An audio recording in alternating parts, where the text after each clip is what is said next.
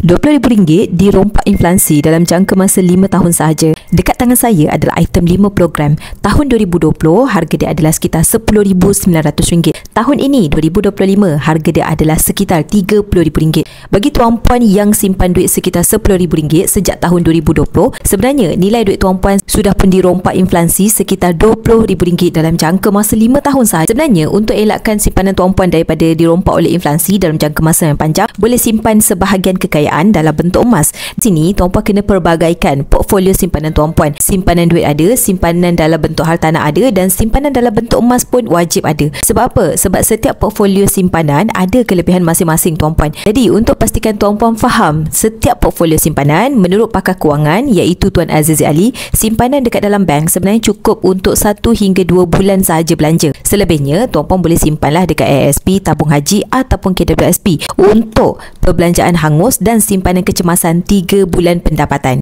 Bagi simpanan jangka masa panjang, contoh tuan-puan ada target nak pergi umrah lagi 2, 3, 4, 5 tahun, nak bersara lagi 10 tahun, tuan-puan ambil peluang untuk tukarkan ke dalam bentuk aset emas fizikal macam dekat tangan saya. Sebab emas ni makin lama kita simpan, nilai dia makin lama makin tinggi. Secara purata, emas naik 10% untuk 1 tahun.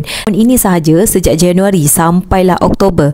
Okey, emas telah pun naik lebih 50%. Jadi bagi tuan-puan yang mungkin pada hari ini nak saya bantu dapatkan 5 program emas yang pertama macam dekat tangan saya ni, maka boleh rujuk pin di video TikTok cara untuk bermula ataupun isi borang sign up untuk saya bantu tuan-puan.